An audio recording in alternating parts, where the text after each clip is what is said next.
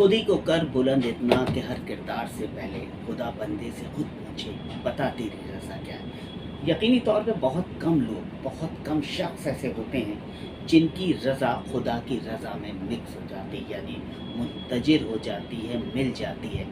और ऐसे लोग दूसरों के चेहरों पर खुशियाँ बिखेरने का काम करते हैं।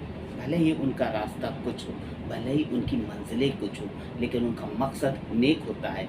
और ऐसे एक शख्सियत हमारे साथ हैं, या यूँ कहूँ कि जिन हाथों में गिफ्ट होना चाहिए था, जिन हाथों में इनामात होना चाहिए था, उन हाथों को मुस्तकबिल बना दिया। उन लोगों के लिए इनामात की बारिश करते हुए, पुरस्कार की बारिश करते हुए, जिनके काम को आज दुनिया सराह रही है। यकीनी तौर पर देश यानी भारत मेरे लिए, आपके लिए, हमें 130 करोड़ हिंदुस्तानियों के लिए गर्व का एक बाइस है, गर्व का एक मकसद है। और गौरव गर्व को ही कहते हैं। भारत गौरव फाउंडेशन एक ऐसी फाउंडेशन जिसने तय किया कि हर हीरो को, हर अपने अंतिम हीरो को, छुपे हुए कलाकार को, खिदमत गुजार को एक ऐसा प्लेटफॉर्म, एक ऐसा मौका, एक ऐसी नौयत फराहम कराएंगे कि दुनिया तालियां बजाएगी। लेकिन इसके लिए किसी को आगे बढ़कर अपने मजबूत कंधों पर एक शानदार जिम्मेदारी निभाना थी, और ये कंधे ईश्वर ने दिए डॉक्टर यादव को। संदेश जी, दुनिया जानती है कि पुरस्कार मिलना बेहद खुशी का बायस होता है। आप एक स्पोर्ट्समैन थे, उस बैकग्राउंड से आए, छोटी सी जगह से आए, जहाँ पर एक छोटी सी ट्रॉफी ही लोगों को खुशियाँ दे देती थी। छोटे छोटे अखबारों में छोटे छोटे कॉलम आ जाते थे, लोग खुश हो जाते थे। और आज ये स्टेज है, बामुश्किल 5 साल 2017 से, और आज हम 22 में हैं। बामुश्किल 5 साल ये कैसे सफ़र तय किया कि खुद मुस्तहक थे, खुद ख्वाहिशमंद थे कि कुछ ट्रॉफीज़ मिल जाएं, और आज एक लाइन से क्रीमी लेयर को आप ट्रॉफियाँ दे रहे हैं, सम्मान दे रहे हैं, गौरव भारत का नारा बुलंद हो रहा है। जब मैं कराटे खेल में था तो हमारा ब्लैक बेल्ट का एग्ज़ाम हुआ।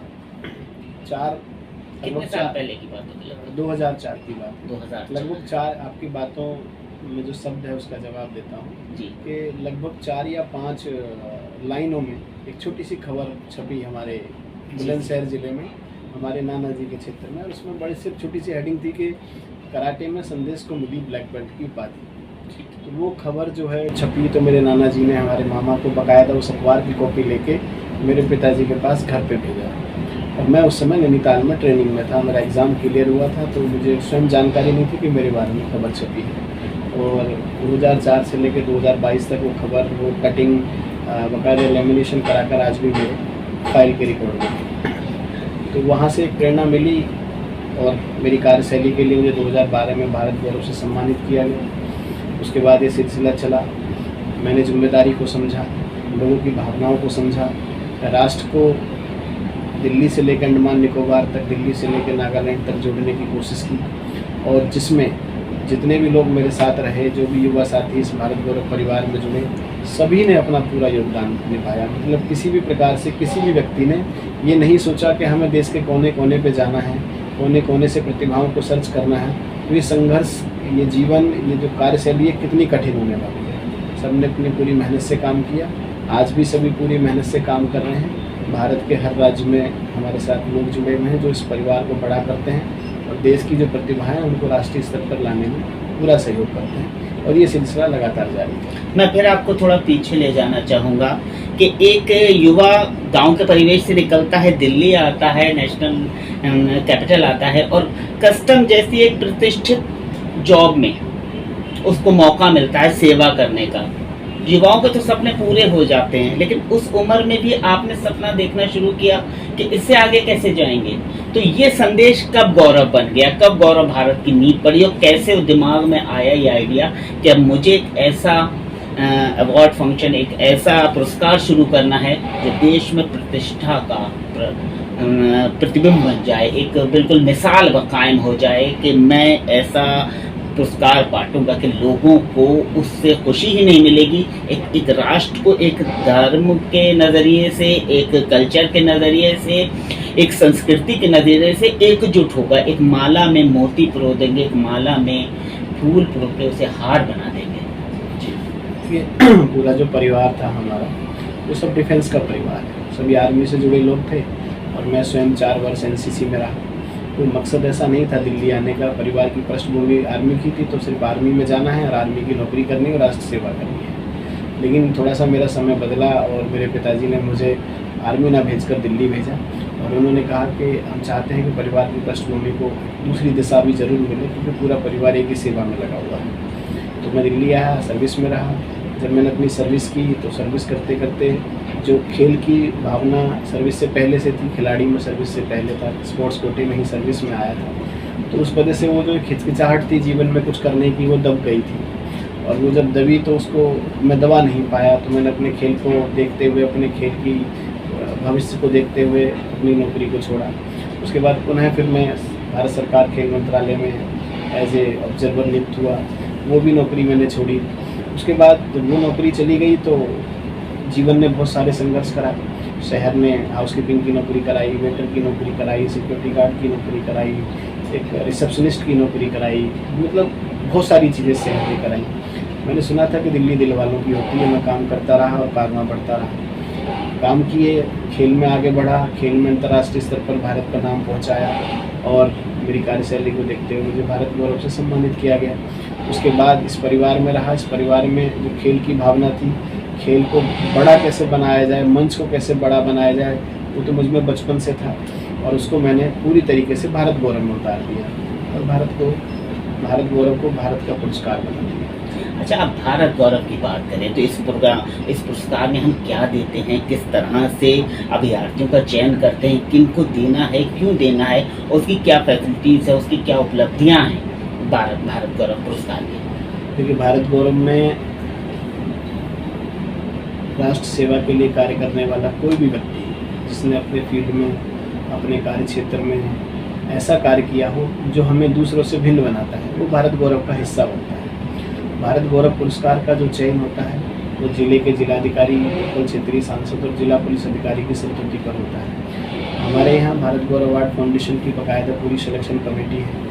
उसके चेयरमैन एक हाईकोर्ट के रिटायर्ड जज हैं, भारत सरकार में वो चेयरमैन है। उसके बाद कमेटी के प्रेसिडेंट एक IAS है। इसी प्रकार से सभी सरकार में सर्विस करने वाले लोग इस कमेटी के अंदर सिलेक्शन कमेटी को मैनेज करते हैं और हम कोशिश करते हैं कि भारत में ज़मीनी स्तर तक जो प्रतिभा है उस तक हम पहुँचें और उसका चयन करें।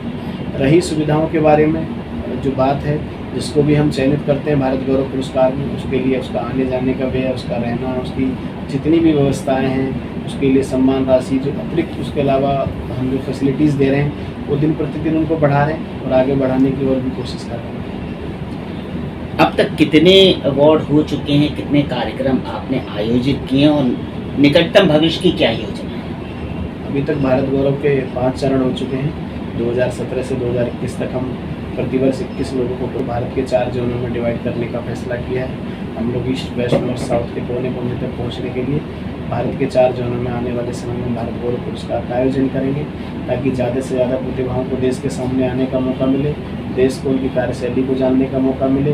जब हम एक ईस्ट से नॉर्थ को जोड़ेंगे, नॉर्थ से वेस्ट को जोड़ेंगे, वेस्ट से साउथ को जोड़ेंगे तो हमारी प्रतिभाएं, हमारी संस्कृति, हमारी परंपराओं का भी आदान प्रदान होगा, लोगों को एक दूसरे के बारे में जानने का मौका मिलेगा। हम उत्तर भारत में रहते तो हमें उत्तर भारत की चीज़ों का पता है, हमें साउथ की और वेस्ट की चीज़ों का नहीं पता है। अब कल हम अगर मान लीजिए नागालैंड में किसी को पुरस्कार देंगे, नागालैंड से किसी को लेके आएंगे तो नागालैंड का कल्चर हमारे नॉर्थ में आता है और हमारे नॉर्थ का कल्चर नागालैंड में जाता है। तो इसी प्रकार से पूरे राष्ट्र को जोड़ने की कोशिश है और वो निरंतर जारी है। अच्छा, किस तरह से आप मैनेज करते हैं, क्योंकि एक बड़ा कार्यक्रम है, धीरे धीरे प्लेटफॉर्म बढ़ गया, 5 सालों में काफ़ी तरक्की की है और एक ब्रांड बन रहा है, तो इस ब्रांड को, इस शोहरत को कैसे बचाते हैं, कैसे संभालते हैं? क्योंकि अक्सर ये होता है जब शोहरत मिल जाती है तो मेहनत कम हो जाती है, प्लानिंग कम हो जाती है और शोहरत धीरे धीरे ग्राफ नीचे जैसे बढ़ता है वैसे नीचे उतरता है। भारत गौरव पुरस्कार को हम भारत का नोबल पुरस्कार बनाने के लिए काम कर रहे हैं। राष्ट्र में 1 नेशन 1 अवार्ड इंडियाज नोबल की थ्योरी पर काम कर रहे हैं। हमारे लिए शोहरत का सब्जेक्ट इसीलिए नहीं है क्योंकि ये किसी एक निजी व्यक्ति का पुरस्कार नहीं है। शोहरत से जब आदमी की आंखें कब चकाचौंध होती है तो उसको लगता है मैं बहुत बड़ा आदमी बन गया, या बहुत बड़ा मंच बन गया। ये तो सबका मंच है।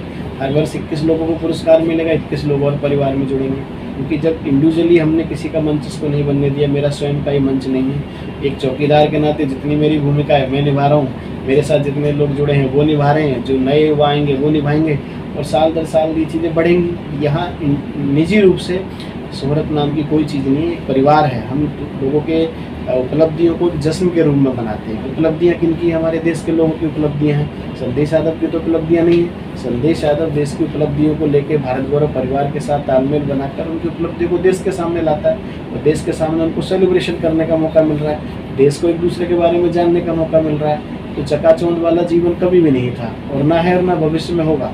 जितना बड़ा पुरस्कार होगा, जितना बड़ा नाम होगा, जितना बड़ा ब्रांड होगा, उतनी जिम्मेदारियां बढ़ेंगी, उतनी चयन करने की प्रक्रियाएं बढ़ेंगी, उतनी ज़्यादा हमारे ऊपर रिस्पॉन्सिबिलिटी बढ़ेगी उस चीज़ को और अच्छे तरीके से और साफ़ सुथरे तरीके से, और पूरी कमेटी की मेहनत।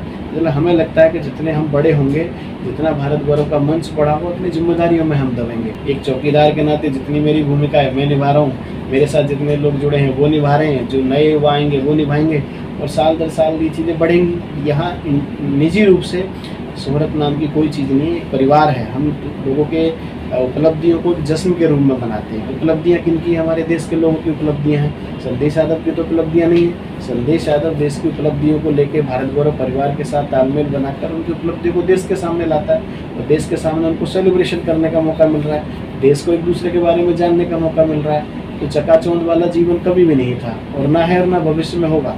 जितना बड़ा पुरस्कार होगा, जितना बड़ा नाम होगा, जितना बड़ा ब्रांड होगा, उतनी जिम्मेदारियां बढ़ेंगी, उतनी चयन करने की प्रक्रियाएं बढ़ेंगी, उतनी ज़्यादा हमारे ऊपर रिस्पॉन्सिबिलिटी बढ़ेगी उस चीज़ को और अच्छे तरीके से और साफ़ सुथरे तरीके से, और पूरी कमेटी की मेहनत। मतलब हमें लगता है कि जितने हम बड़े होंगे, जितना भारत गौरव का मंच बड़ा होगा, उतनी जिम्मेदारियों में हम दबेंगे। और पूरे भारत गौरव परिवार को, स्वयं मुझे भी अपनी जिम्मेदारियां बहुत अच्छे से निभानी आती हैं, और बिना किसी स्वार्थ के निभानी आती हैं। अच्छा, एक ट्रेन भी अभी भारत गौरव के नाम से शुरू हुई है, तो उसका कितना कनेक्शन और कितना प्रभाव पड़ा है, और क्या फील करते हैं? हमने भारत सरकार में रेल मंत्रालय से कहा था, हमने सड़क परिवहन मंत्रालय से भी कहा है, हमने उत्तर प्रदेश के माननीय मुख्यमंत्री से भी कहा है, हमने जल संसाधन मंत्री से भी कहा है।